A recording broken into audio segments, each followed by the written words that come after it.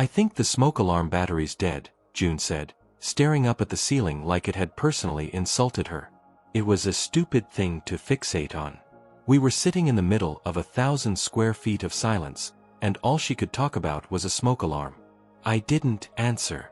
I just sipped my orange juice and stared at the eggs I hadn't touched. The silence wasn't peaceful, it was curated, engineered. It was the kind of quiet you build when you don't want to say anything real. My name's Ellis.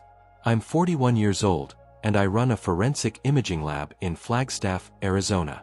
Nothing flashy, we digitize and restore old photos, clean up security footage for private investigators and lawyers, sometimes enhance crime scene records for local law enforcement. My business is small, focused. 3 employees, 2 workstations, 1 high-end scanner I imported from Germany. I met June when she was a graduate student in library science, finishing her practicum at the State Historical Archive. She had this easy intelligence, the kind that made you feel smarter just by being around her. She asked smart questions. She laughed at the way I described pixels like brushstrokes. She made me feel seen. That was 8 years ago. We were married for 6. Things hadn't been right for a while.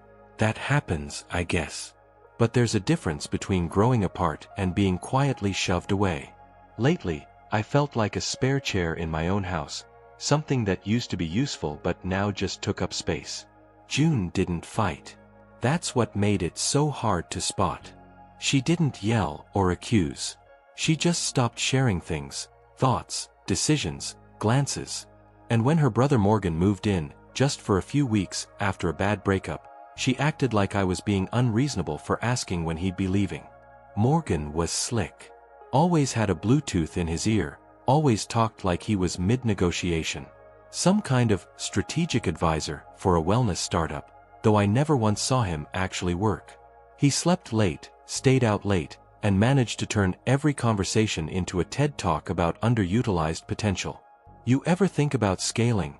he asked me one night while drinking a protein shake in my kitchen. "Your lab's a boutique operation, right? But what if it didn't have to be?" I told him I liked it the way it was. He smirked like I'd just said I enjoyed poverty. June watched those conversations from the edge of the room, half listening, never interrupting, never defending. Last Sunday morning, she made me breakfast. That should have been the first red flag. June doesn't cook unless she's overcompensating. I didn't say anything, just took the plate. Eggs, toast, orange juice. She smiled too wide. "Thought you could use something warm." I smiled back. "Thanks." My mouth felt dry. I brought the fork to my lips. Something in her face twitched. Barely. Not fear. Not guilt. Something else. Like she was waiting for something. The eggs smelled fine. But the orange juice tasted bitter. Not expired. Not rotten. Just off. "You used a new brand?" I asked, trying to keep my voice light. She blinked. "No. Just the usual." I set the glass down. "Tastes kind of tangy." She didn't answer. Just stood there, hands folded in front of her, like a receptionist waiting for a guest to sign in. Morgan walked in a few minutes later, shirtless, yawning like a lion. He grabbed the juice, poured himself a full glass, and downed it without hesitation.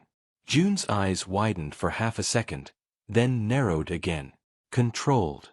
"Damn," Morgan said, setting the glass down. "Tastes weird today." I looked at her. She looked at me. No one said anything else. That was the moment I knew. Something wasn't just off. Something was wrong. I didn't drink the juice. I told myself it was just me being paranoid. Maybe I had a weird taste in my mouth. Maybe it was the eggs. Maybe I was just tired of living with someone who treated me like a side character in her own life. But I didn't drink it. Instead, I went to the lab early. It was Sunday. We're closed on Sundays, always have been, but I needed to be in a place where things made sense. Where every pixel had a purpose and every shift in contrast had an explanation. I popped the door open with my keycard, turned on the lights, and sat down at my workstation.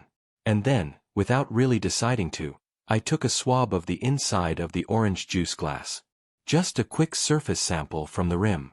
I sealed it in a sterile vial, labeled it Test A, and dropped it into the same bin we used for forensic chain of custody cases. Just in case. It was probably nothing. Probably. By Monday morning, I had run the test twice. There were trace amounts of phenolphthalein, not dangerous in small quantities, but weird. It's not something you find in food. It's a laxative compound, sometimes used in prank products, sometimes in older clinical tests for blood. But here's the thing. It's also colorless, odorless, and bitter when dissolved. Bitter. Like that orange juice. Still, not poison. Just suspicious. Like someone had been careless with a chemical reagent. Or like someone wanted to cause discomfort without doing permanent harm. The kind of thing you might use to make someone incapacitated. Not hospitalized.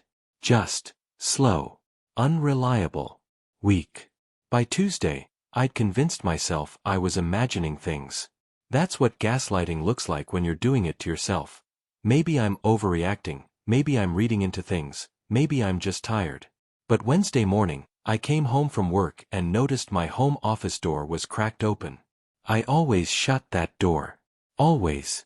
Inside, the desk was untouched. My computer was off. No signs of forced entry, nothing obvious. But something was wrong. I checked the drawer where I kept my client files, sealed in folders, locked every night. It wasn't locked. Nothing was missing. Just rearranged. One folder, Prescott Civil Litigation, 2022, had a corner slightly bent that wasn't like that before. I know that sounds insane. But when you work in forensic imaging, you get trained to notice the things other people overlook. Angles. Shadows. Pressure patterns on paper. Someone had gone through my files. Someone with a key. That night, I confronted June. You were in my office? She was folding laundry, not even pretending to be surprised. You're imagining things. The lock was open. She shrugged. Maybe you forgot to close it. Don't play dumb, June. She turned to face me, folding stopped. Why would I go into your office, Ellis? I have zero interest in whatever blurry photos you're enhancing these days. The words stung more than I expected. Has Morgan ever asked about my work? I asked. June gave a short laugh. Morgan? He doesn't care about your CSI cosplay, believe me. I stared at her for a long time. Then I said, if something happens to me, I want you to know, I'll leave instructions. Full chain of custody. I already started documenting things. That got her attention. Her eyes narrowed, not in confusion, in calculation. She didn't ask what I meant. She just said, don't be dramatic, Ellis. And walked out of the room. The next morning, Morgan was in the kitchen before I was. That was unusual. He was never up before 10 unless someone was offering him money or validation. He was sipping espresso, my espresso, from the machine I bought last year after a successful city contract. I'd noticed he'd started using it more often lately. Like everything in my house was slowly becoming his. He smiled. Morning, big man. Sleep all right? I didn't respond. He gestured to the bar stool across from him. Sit down. I want to run something by you. I stayed standing. Go ahead.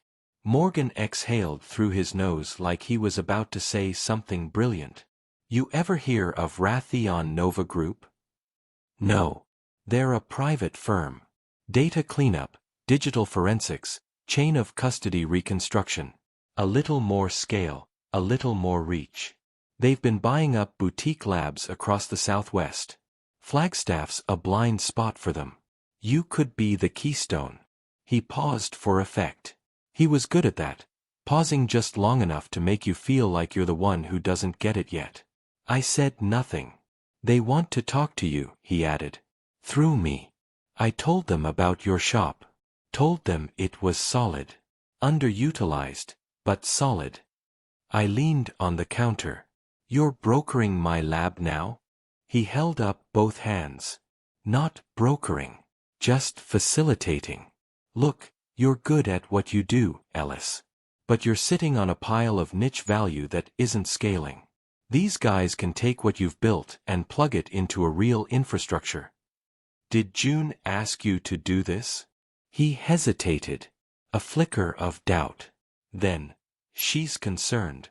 You're working yourself to death for a place with no exit strategy. This would be a way out. I stared at him. Did she tell you what was in the orange juice? He blinked. What? Forget it.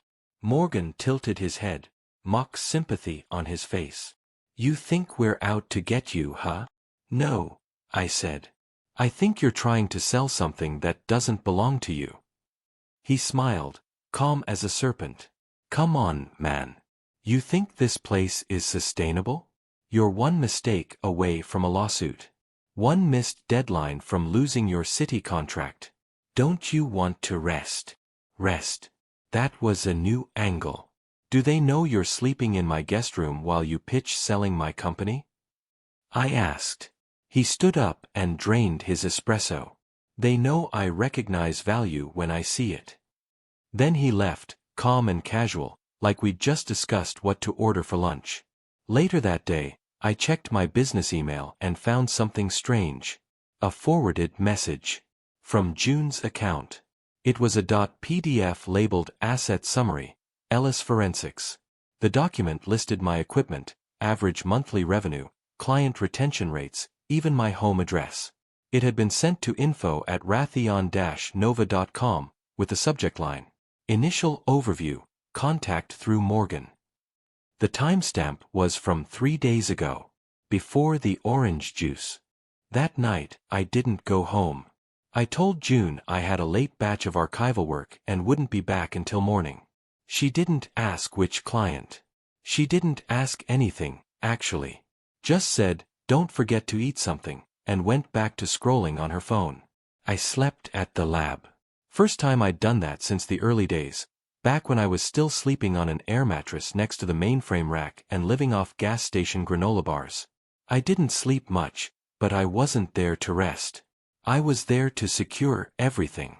By 1 a.m., I had changed all admin-level passwords on my workstations, backed up all critical data to an encrypted external SSD locked in my private safe, installed a motion-detecting security camera in the lab hallway, added two-step biometric locks to my physical file cabinets, retina and fingerprint. Then I took the original swab from the juice glass, still sealed, still cataloged, and reran the test on our LCMS machine with updated reference curves. Phenolphthalein. Confirmed. But this time, I caught a secondary compound, docusate sodium, another over-the-counter laxative component. Taken together, they're still not lethal. But intentionally combined. That's a controlled setup, the kind of mixture designed to induce rapid-onset gastrointestinal distress within 60 to 90 minutes. Temporary. Harmless on paper. Devastating to someone with 3 court-bound deadlines that day. If I had drunk the whole glass, I'd have spent the next 12 hours shaking, pale, and unable to leave the bathroom. Maybe hospitalized. I'd have missed key deliveries. Failed chain of custody handoffs. And who would look reliable after that? Thursday morning, I requested a meeting with our 2 biggest clients, a local law firm and the regional crime lab liaison. I told them plainly that I suspected an acquisition attempt was underway, that I'd received unsolicited offers, that someone might misrepresent my business in the coming weeks. I didn't give details, just enough to raise their guard and reaffirm trust. Then I made a quiet call to a friend of mine named Marcy Denton, a freelance paralegal who'd once hired me to clean up old scanned depositions. I asked if she knew anything about Raytheon Nova Group and their acquisition strategy. She called me back an hour later. They're clean on paper, but aggressive underneath, she said. They find fractured partnerships, weak management teams, people just barely holding it together. Then they make their move. Through formal channels? Not always. I've seen them use family consultants. Fake strategic advisors. One time they flipped a guy's ex-wife into leaking client files during a custody dispute. Do you have names? I've got one, Morgan Childs. Worked for a firm that handled their evaluations. Left in 2019. He's popped up on 3 deals in the last year. No paper trail, but always around just before acquisition. Morgan. June's brother. Living in my house. Eating my food. Selling my life piece by piece. Friday night, I came home early. The lights were off except in the kitchen. June was sitting at the island with her laptop open, earbuds in, a spreadsheet glowing on the screen. She didn't look up. I dropped my keys on the table, louder than necessary. She glanced over. Hey, you're home early. Yeah, I said. Turns out I like sleeping where people aren't trying to sabotage me. She blinked. Excuse me. I sat across from her and placed a plain manila folder on the counter. Inside, a printout of the lab analysis showing both laxatives in the juice sample. Screenshots of the email she sent to Raytheon Nova with the asset summary. A still image from our lab security camera, time-stamped 9:42 p.m. Tuesday, showing someone unlocking my file cabinet. You couldn't see the face, but the shape of the figure, the posture. June. She looked at the folder. Didn't touch it. What is this? She asked flatly. Evidence, I said. Of you working against me. Of Morgan facilitating a sale behind my back. Of someone trying to physically incapacitate me for leverage, I assume. She gave a short laugh. This is insane. Is it? She finally reached into the folder and flipped through the pages, slowly, carefully. Her face didn't change, just shifted. From defensiveness to calculation. Then she closed the folder. You can't prove intent, she said. There it was. Not denial. Not apology. Just strategy. I nodded. No, not in court. But I can prove access, and I can prove motive. And when I forward this to Raytheon Nova's corporate counsel, they'll have to explain why a buyer was receiving internal files from a business they hadn't even approached formally. You don't want to do that. Why not? Because they'll bury you. They have lawyers. PR teams. You'll burn your own reputation trying to win a fight you can't afford. Maybe, I said. But here's the thing, I don't have to win publicly.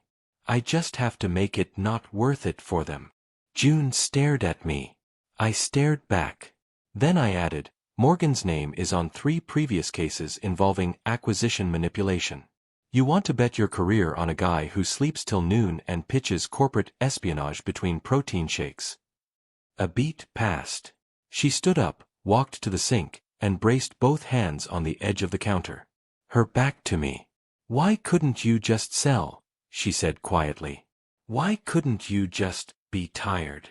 I stood too. Because it's mine. Because I built it. Because it's the only thing in my life that still makes sense. And you were supposed to protect it with me, not turn it into your exit strategy. She turned around. You want me to leave? I want you to move out by Monday. I want Morgan out tonight. And I want your signature on a legal document affirming that you have no current or future claim to Ellis Forensics or any of its assets. And if I don't, then I go public. And I file civil charges. And I make sure every client, vendor, and law enforcement contact I have knows exactly what happened. She looked at me for a long time. Then she said, I'll start packing. Morgan was gone that night by 10 p.m. No goodbye. No confrontation. Just the sound of his duffel bag thudding down the stairs and his engine roaring out of the driveway. I watched from the front window, lights off, arms crossed. June stayed until Sunday. She moved slowly, deliberately, as if she still believed I'd change my mind. She didn't argue again. She didn't apologize either. Just packed her clothes, took her books, her camera, and the framed picture of her late father from the hallway.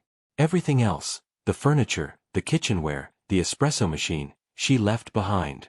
Like it all belonged to someone she used to be. I didn't speak to her after that night in the kitchen. I didn't need to. Monday morning, I met with my attorney, Aaron Maddox, sharp as glass and twice as hard to hold. I gave her the signed waiver June had left on the kitchen counter and showed her everything I'd collected: lab results, emails, internal correspondence, surveillance stills. She reviewed the documents with a clinical calm I found comforting. "You want to press charges?" she asked. "No. Just closure." "Then you already won," she said. I left her office and walked 2 blocks to my favorite diner. Sat at the counter. Ordered the same black coffee I'd been drinking since I was 19. No bitter aftertaste. No poison. Just hot, dark, simple truth in a mug. 2 weeks later, I got an email from Raytheon Nova's legal department. No apology. Just a terse statement acknowledging the situation and assuring me they were not pursuing any acquisition conversations related to Ellis Forensics at this time. Attached was a notarized affidavit disavowing all third-party intermediary actions. They were cutting ties. Fast. A day later, a check arrived by courier. $25,000. Memo line: consultation refund, services void. I deposited it into my business account. Used most of it to upgrade our digital recovery rig. Let the rest sit there, like a reminder, or maybe a trophy. By the end of the month, we'd landed a new contract, digitizing cold case evidence from an old sheriff's office in Apache County. They said they liked that I kept things quiet. That I wasn't a corporate lab. That I still answered the phone myself. Business picked up. My techs were busy. I was busy. But the house was quiet again, the right kind of quiet this time. It was Sunday again. Same morning light filtering through the blinds. Same stillness in the air. But this time, there were no footsteps upstairs. No perfume drifting through the hallway. No one standing in the kitchen watching me drink orange juice like it was a test. Just me. And the quiet hum of the refrigerator. I brewed a fresh pot of coffee, black, strong, clean. Toasted 2 slices of sourdough. Sat down at the kitchen table that, 6 weeks ago, had been a battleground disguised as breakfast. The same table where June smiled too brightly and Morgan wandered in like he owned the place. Gone. The worst part of betrayal isn't the act itself, it's the silence that comes after. The moment you realize someone you loved had a plan, and you weren't in it. That they were willing to wound you slowly, professionally, legally, without ever raising their voice. But here's what they didn't understand. I notice things. I document things. And I don't fold. This isn't a revenge story. No one got arrested. No careers were destroyed. I didn't post screenshots online or burn it all down. I didn't need to. Because sometimes, the most powerful thing you can do is survive with your integrity intact. I still run my lab. I still show up every day. I still sign every invoice and call every vendor by name. And sometimes, when I pass that locked cabinet in the back of the office, the one June opened when she thought I wasn't paying attention, I smile. Because I know now what I didn't know then. No one steals your life in one move. They try to take it one decision at a time. One little compromise. One helpful suggestion. One bitter glass of orange juice. But only if you drink it. And I didn't.